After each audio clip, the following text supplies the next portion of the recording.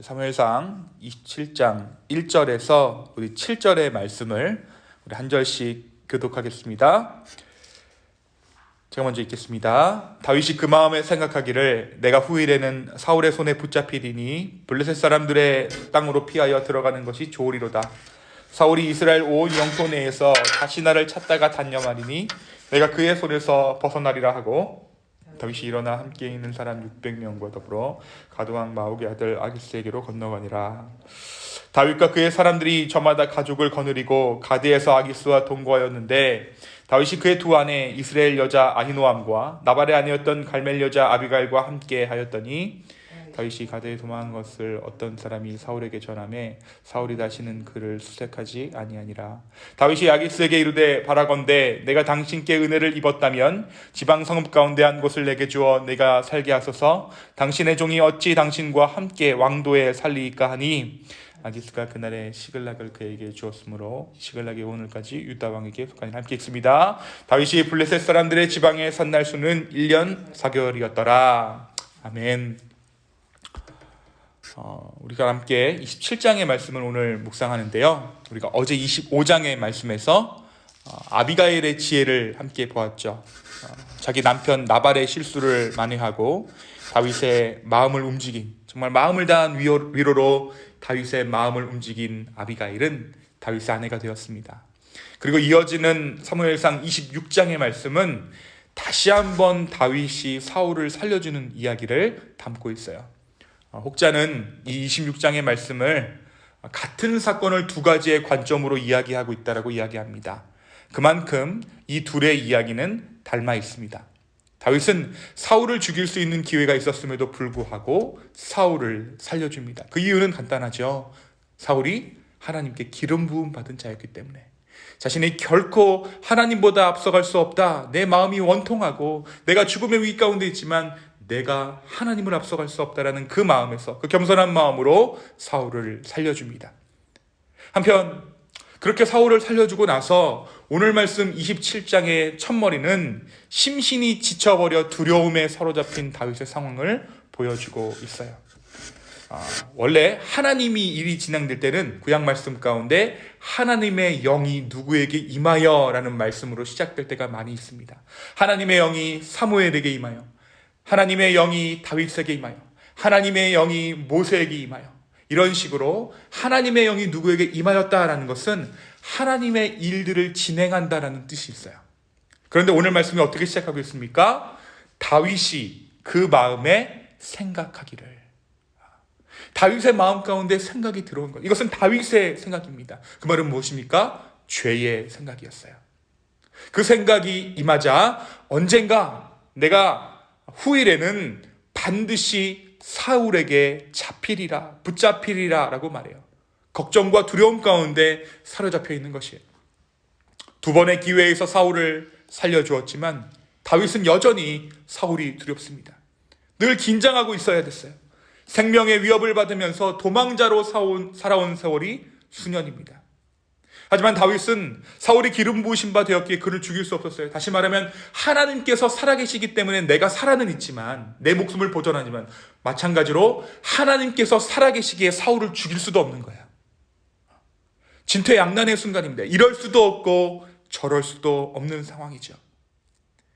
하나님께서 사울을 기름 부으신 바 되었기에 그를 죽일 수도 없었고, 그렇다면 하나님께서 친히 사울을 처단하셔야 하는데 그러기엔 사울에게 아무런 일도 일어나지 않습니다. 여전히 자신을 찾으러 돌아다닙니다. 사울을 처단할 수도 없고, 그렇다고 해서 사울을 향한 하나님의 어떠한 조치도 보이지 않자 도망자의 삶을 살았던 다윗은 강박에 시달리게 된 것입니다. 결국 다윗이 한 가지 결정을 하게 되는데, 그것이 오늘 읽은 27장의 말씀이에요. 그가 어디로 들어갑니까? 블레셋으로 들어가기로 한 것입니다. 가드왕 아기스에게로 가서 망명하는 것이었습니다. 이전에 이 다윗이 먼저 한번 가드로 갔던 경험이 있죠. 그때 미친 척해서 아기스 왕이 다윗을 죽이려 하지 않아요. 그것을 벗어납니다. 다윗은 그곳에서 두려운 마음에 아둘람굴로 들어가게 되죠. 그런데 이번에는 아기스 왕의 신뢰를 받는데 성공합니다. 다윗은 아기스 왕의 용병 노릇을 하면서, 그러니까 그의 군대가 돼서 대신해서 전쟁을 하면서 1년 4개월의 시간을 블레셋에서 보내게 됩니다. 아기스를 위해서 전쟁을 한다는 것은 블레셋을 위해서 싸운다는 의미이며, 그것은 이스라엘을 상대로 싸운다는 것을 의미하고 우상을 위해 싸웠다는 것을 의미해요. 다윗이 누구입니까? 하나님께 기름 부음 받은 자예요. 그런데 지금 그가 블레셋을 위해서 싸우고 있습니다. 다윗은 아기스를 위해서 전쟁에서 승리한 후에 수많은 전리품들을 가져다 주고 아기스 왕에게 신뢰들을 얻지만, 사실 그 전리품들은 이스라엘에게서 뺏은 것은 아니었습니다. 아기스에게는 내가 유다 땅을 침략해서 유다 땅과 싸워서 이스라엘과 싸워서 이 전리품들을 가지고 왔다라고 이야기했지만, 사실 그것은 기르스 사람, 아말렉 사람들을 침략하고 노략했어요. 그들이 누구입니까? 이스라엘의 적들이죠. 그리고 다윗은 증거를 남기지 않기 위해 철저하게 남녀를 다 멸하는 방법을 선택했습니다. 그리고는 아기스 왕에게는 적당히 둘러대기를 유다 지역, 즉 남방의 여라무엘 사람의 남방과 겐 사람을 침노했다고 거짓말을 합니다. 아기스 왕에게 이스라엘을 침략해서 모두 죽였다고 거짓말을 한 것입니다. 만약 다윗이 이때 이스라엘을 침략하였다면 그는 이스라엘의 왕이 될 수 없었을지도 몰라요. 하지만 다행히 다윗은 그러한 실수는 범하지 않았습니다. 하나님께서 도와주신 거죠. 불안한 마음에 휩싸인 나머지 이스라엘의 기름 부은 자 다윗이 블레셋의 용병이 되어 싸운 이야기, 그것이 사무엘상 27장이 전하는 이야기입니다. 사랑하는 성도 여러분, 오늘 말씀이 우리에게 뭘 말해주고 있을까요? 제가 처음에도 말씀드렸지만 하나님의 영이 그의 마음 가운데 임한 것이 아니라 다윗이 그 마음에 생각하게 되었을 때 다윗은 결정하지 말아야 할 것들을 결정하게 되는 것을 봐요. 우리는 다윗이 블레셋으로 향하게 된 배경에 대해서 한번 생각해 봐야 합니다. 다윗은 마음에 생각했을 때 언젠가 자신이 사울 왕에게 붙잡힐 것이고, 또 사울이 자신을 이스라엘에서만 자기를 찾다가 그만두리라고 생각합니다. 그래서 다윗은 블레셋으로 향한 것이죠. 실제로 사울이 블레셋으로 들어갔다, 다윗이 블레셋으로 들어갔다라는 첩보를 듣자마자 더 이상 추적하는 것을 포기해요. 마치 자기가, 다윗을 오늘 말씀에 보면 하나님이 된 것 같아요.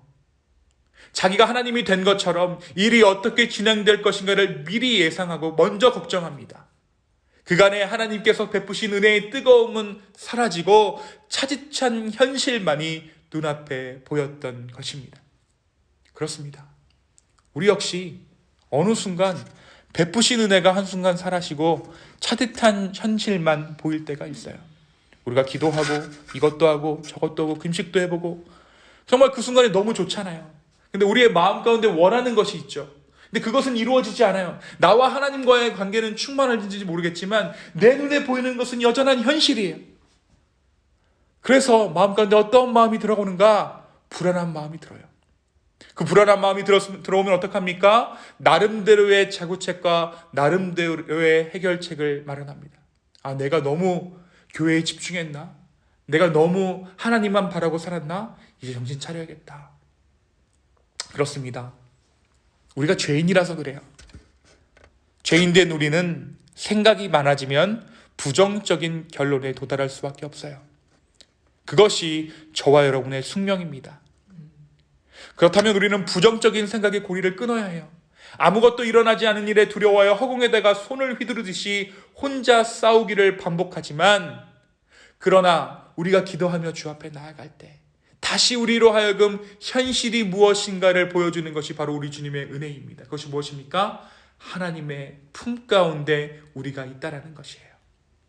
사랑하는 기쁨의 성도 여러분, 그러나 그렇게 허공을 치는 싸움이라도, 돌이키면 괜히 했다 싶은 그 일이라도 하나님은 신실하게 우리의 삶을 인도하고 계셨음을 오늘 우리가 말씀을 통해 다시 한번 깨닫게 됩니다.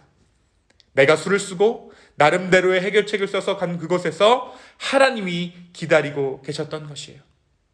다윗이 인간의 생각으로 블레셋 왕에게 들어갔지만 하나님은 그곳 가운데서도 다윗과 함께 하셔서 모든 전쟁 가운데 승리하게 하시고 다윗을 버리시지 않으셨습니다. 우리 역시 마찬가지입니다. 정말 우리가 괜히 했다 싶은 그 일에도 하나님은 그 일 가운데 일하시고 그곳에서 우리를 기다리고 계시는 주님이십니다. 물론 모든 것이 하나님의 뜻대로 순종하며 살아가는 것이 최선의 방법이겠지만 우리는 그럴 수 없을 때가 너무나도 많이 있어요. 그것이 하나님의 최선의 방법이 아니라는 것을 우리가 모르는 바가 아닙니다. 돌아 나오려면 시간 좀 걸리겠구나, 이것을 회복하려면 시간이 좀 걸리겠구나 하는 것을 우리가 모르는 것도 아닙니다. 그러나 우리는 뭐에 홀리는 듯이 숙명적으로 그 길을 선택하고 말아버립니다. 그럼에도 불구하고 우리에게 자비를 베푸시는 하나님의 은혜를 감사하는 이 아침 되기를 간절히 축원합니다. 어제 그리고 오늘 말씀을 통해서 우리는 다윗의 삶 가운데 품었던 작은 실패들을 봅니다. 혈기에 눈이 멀어 나발을 치러 가고 나발을 복수하러 가고 불안감에 휩쓸려 블레셋 군사로 1년 반을 살게 된 다윗입니다. 온전한 왕이라고, 위대한 왕이라고 생각하는 다윗도 자세히 살피면 허무리는 인생을 살았던 것이에요. 다만 그를 붙잡아 주시는 하나님의 은혜가 있었기 때문에 또 언제든 돌이키는 마음을 가졌던 다윗이기에 그는 하나님의 사람이 되었습니다. 사랑하는 성도 여러분, 실수하지 않는 것, 실패하지 않는 것보다 더 중요한 것이 있어요. 그것이 무엇이냐면 우리가 하나님 안에 거하는 것입니다. 내가 하나님 안에 있다는 것을 알게 되는 거예요. 우리 기쁨의 교회가 주님 안에 있습니다. 우리의 영혼이 주님 안에 있습니다. 만에 하나 우리 삶의 결정들이 어그러져 먼 길을 돌아가게 되었더라도 그 안에 숨어있는 하나님의 은혜를 발견하는 이 아침 되기를 소망합니다. 또 꼬리에 꼬리를 무는 생각 끝에 허송세월하는 것이 아니라 생각을 멈추고 살아계신 하나님, 그 하나님의 신실하심을 잠깐이라도 맛보게 해달라고 오늘 이 아침에 기도하면 주님은 우리에게 맴도는 것이 아닌 작은 걸음이라도 전진할 수 있는 은혜를 허락하여 주실 것입니다. 오늘 이 아침에 하나님께서 우리의 삶을 인도하십니다. 하나님께서 우리의 삶을 주관하십니다. 오늘 이 아침에 주님께서 우리의 삶을 조금이라도 앞으로 나가게 하신다면 그 또한 은혜입니다. 오늘 이 아침에 이러한 믿음의 진보가 있게 되기를 예수 그리스도의 이름으로 축원합니다. 이 시간 함께 기도하겠습니다. 주님, 오늘 이 아침에 우리가 주님 품 안에 있다는 것을 가르쳐 주십시오. 반복되는 하루 가운데 하나님 과연 어디 계십니까? 라고 찾을 때가 많이 있습니다. 변하지 않는 현실에 주님 과연 주님의 뜻이 어디 있습니까? 내가 주님 이것을 정말 허비하고 있는 것은 아닙니까? 라는 마음이 우리의 마음 가운데 들어올 때가 있습니다. 주님, 우리는 또 한 번 넘어지지만 그러나 주님께서 신실하시기에 우리의 삶을 여전히 인도하고 계시는 줄로 주여 믿습니다. 오늘 이 아침에 우리가 기도로 주님 앞에 나아갈 때, 말씀 가운데 주 앞에 나아갈 때 여전히 하나님 품 안에 있는 우리를 발견하게 하여 주십시오. 복음 가운데 우리를 발견하게 하여 주시고 다시 한번 우리의 마음을 주님께 향할 수 있는 우리 모두들이 될 수 있도록 우리를 축복하여 주시옵소서. 감사합니다. 이번 말씀 살아계신 예수 그리스도의 이름으로 기도하였습니다. 아멘.